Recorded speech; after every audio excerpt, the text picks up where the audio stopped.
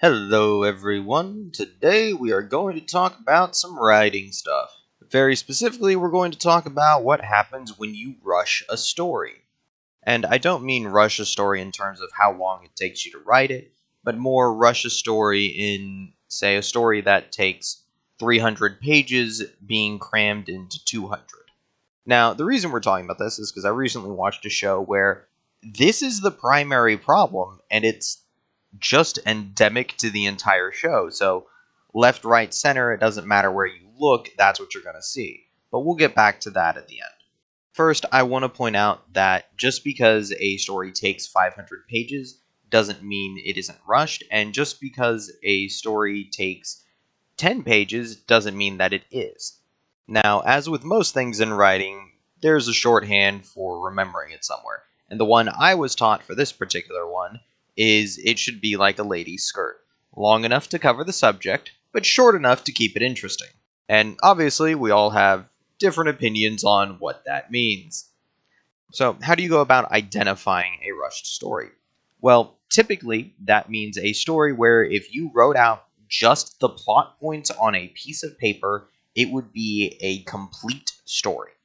However, when you translate it to your medium, it ends up feeling like it's exclusively plot points. A good way to think of this is character development. If you say that a person becomes angry, but then in the story you only write that they go from a calm person to an angry person without giving the audience time to absorb that growing frustration or growing anger or to settle with this new character, it's going to give your audience a lot of whiplash. So, the good news about a rushed story is that fixing it is really just writing more story. You're already doing the process, just put some more into it. I personally know a writer who can do this by describing a room, a process which would take me 3 sentences. She does in roughly, I don't know, a page and a half. That stuns me every time she does it. A good stun, but still, how does she do this? Now, unfortunately, there isn't a much better way to break this down other than to say, hey, take a look at your story, make sure your plot points aren't too spread out or too uneven, and that things have time to settle. However, I hate this answer because fundamentally it's looking someone in the eye and saying, get good, scrub, and that is horrible advice. It tells you nothing of what you need to do. And since, sadly, there's not really a good way to describe this other than to practice it, well, I have a good example. So moving on to part 2 now. A show recently came out called Hazbin Hotel, which some of you may know for religious statements, none of which I will be getting into. I am not qualified to have that argument with you. Please go ask a preacher. Now, what is relevant to us is that Hazbin Hotel is rushed at almost all points in time. There are very few places where I don't think it could use a bit of extra padding. Now, part of the reason for this is that the show is almost a musical. There's plenty of talking, don't get me wrong, but there's also songs in there that convey plot points. And music has a certain pacing, which is going to dictate the rest of the show, given how much of this involves songs. And so, to not bury the lead too hard, Hazbin Hotel ended on episode 8, and I think it should have had either 10 or 12 episodes. So, in order to demonstrate that, we're going to go over, at the end, the final fight scene with Adam. Now, as everyone remembers that I spoke about religious things, this is the first man, Adam. Yes, the one from Christianity.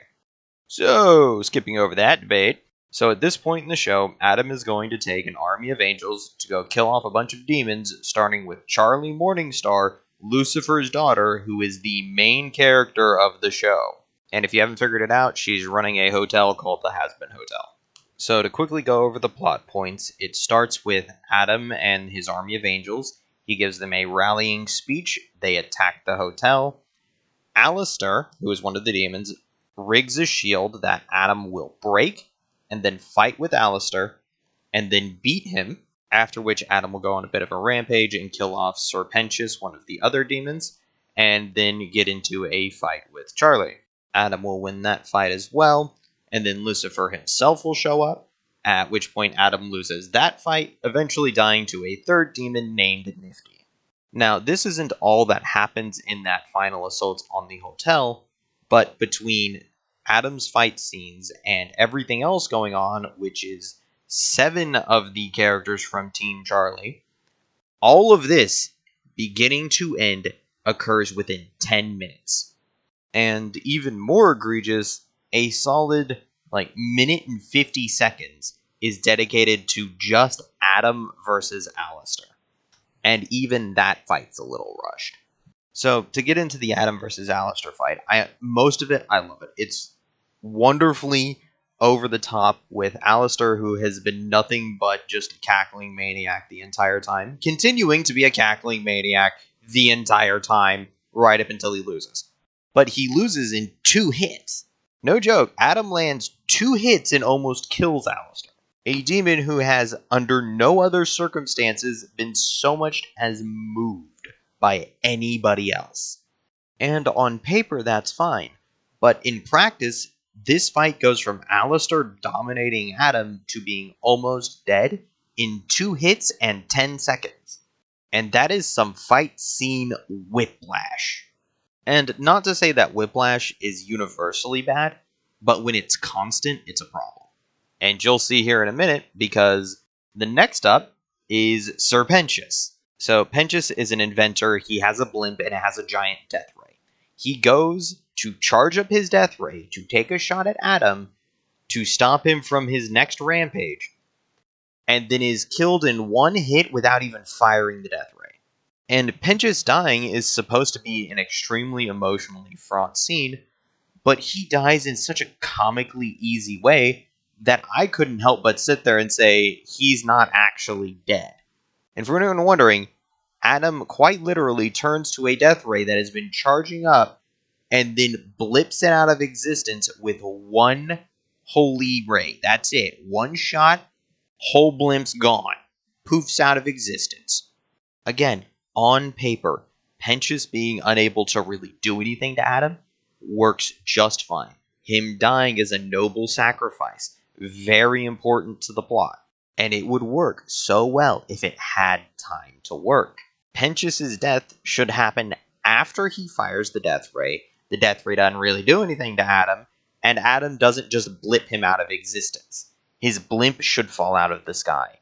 But all of those 3 things need time, and the show just doesn't have it. There is 24 minutes in the final episode with credits. We have 10 minutes for a fight scene. We can't keep spending time on each individual plot beat here, but each of them needs it. So moving on to the fight with Charlie, while this one doesn't need more time, it would definitely benefit from it. Charlie's supposed to think she's lost 2 friends at this point, having seen one of them die, and is now fighting the guy that killed them, and this scene takes 30 seconds total. And also Adam's goofing off the entire time. And again, on paper, none of this is a problem except for that 30-second time frame. Adam goofing off is perfectly reasonable. It shows he doesn't see the demons as people. That Adam cares so little for the actual fight is wonderful storytelling that he's not actually fighting at full power, basically. He isn't ruffled, he isn't terribly upset, he's just thoroughly confused that Charlie would die for demons. Because, again, Charlie isn't the same as the other demons. She wasn't condemned to hell, she was born in it. And if this scene had some more time to play out with just basically talking while fighting, for Adam just playing around with Charlie until he gets a bit more serious and properly beats her down, it would give so much more time for character development.